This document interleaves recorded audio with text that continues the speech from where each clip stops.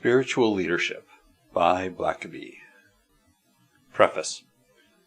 Richard's daughter, Carrie, 19 years old, has never seen herself as a leader. As the baby of her family and the only girl, she has bravely endured two older, tormenting brothers her entire life. She claims her only aspirations are to purchase designer clothes and to look beautiful, which she does. Ask her if she sees herself as a leader, and she rolls her pretty eyes. Then, when she turned 16, she had a wild, crazy, spontaneous inspiration.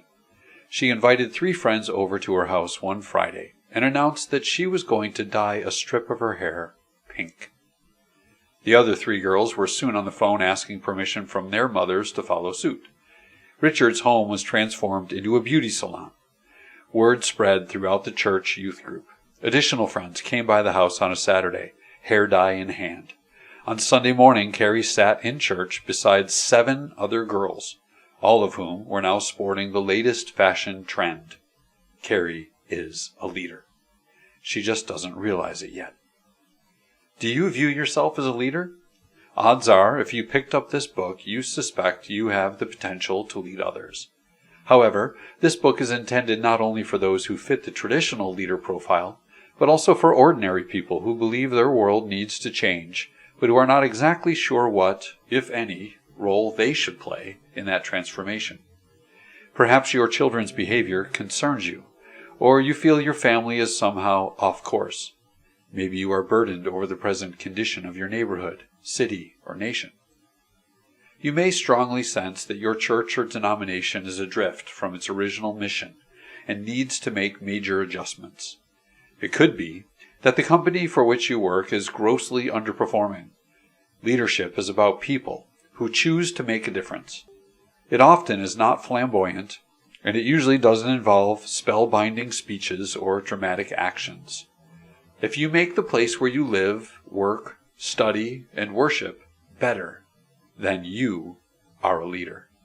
And if ever this world needs leaders, it is now. A weak, declining organization teeters on the brink of disbandment. Then a new leader arrives and everything changes. The leader doesn't do all the work, but people's performance and morale improves. A collective sense of relief and hope now pervades the atmosphere. Developments that elude previous administrators for years are accomplished in weeks with a new leader at the helm. How can the same collection of people languish under one leader and flourish under another? The very people who were previously the most delusioned now generate the most results. The difference has little to do with problems, limitations, or personnel. It has everything to do with good leadership. The fact is, whether they are chairing a church committee, leading a corporation, or rearing their children, some men and women are successful no matter what challenge they undertake, while others suffer chronic fatigue and wallow in mediocrity. Over the years, we have repeatedly observed this phenomenon. The contrast between weak and strong leaders has always intrigued us. We're convinced that most organizations have potential growth and success. The key is leadership. That's why we have invested years in developing and encouraging leaders. We spend a great deal of time with emerging leaders at the front end of their careers, men and women who wonder if they have what it takes to be leaders. We also counsel people from various walks of life who struggle with feelings of failure and regret because they have not realized their hopes and dreams.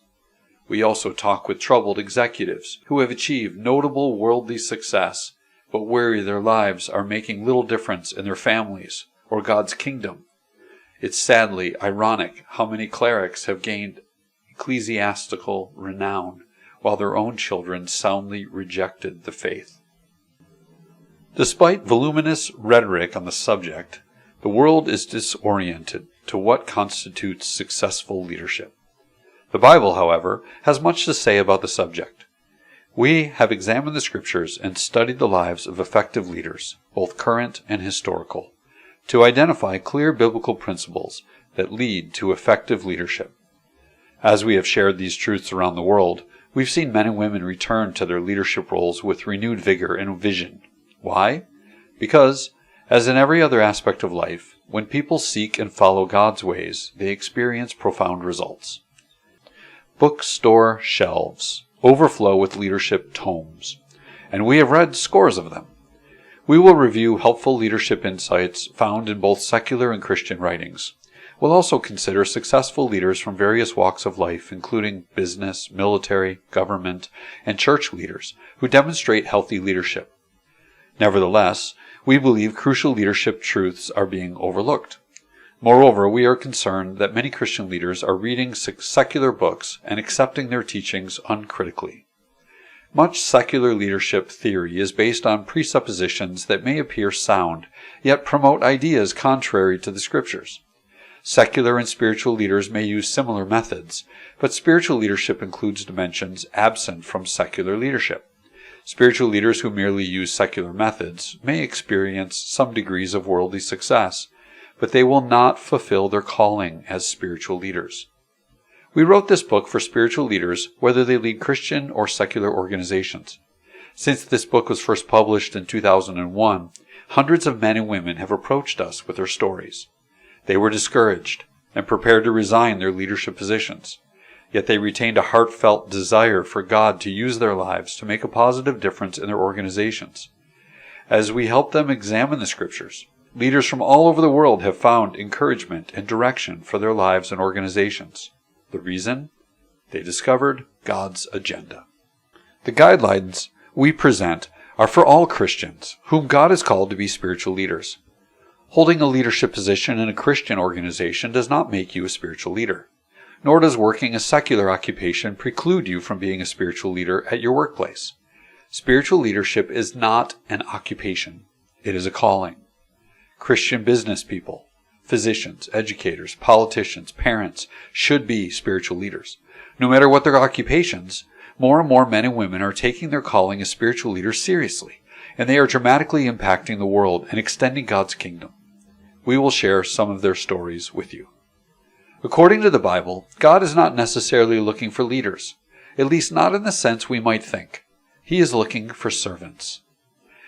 When God finds people willing to serve as He leads them, the possibilities are limitless. People everywhere are looking for someone to lead them into God's purposes, God's way. People will follow spiritual leaders who know how to lead them according to God's agenda. Since the original publication of this book in 2001, we have been asked to revise and update it. Over the last decade, we've observed God moving dramatically among leaders, especially pastors, CEOs, military chaplains, school administrators, prayer leaders, and men's and family ministries. We have traveled to numerous countries and met with a wide array of world leaders. In these pages, we'll share much of what we have learned. Every chapter has been significantly reworked. Numerous new illustrations have been included, and a significant number of modern leadership issues are addressed. 2 important new chapters have been added. If you benefited from the original volume, we pray you will receive additional encouragement and insight from this revised and expanded volume. As you read this book, we pray you will accept the challenge to be that man or woman God is seeking. We hope you will experience the incredible joy and satisfaction of knowing God is using your life as His instrument to build His kingdom and to change your world.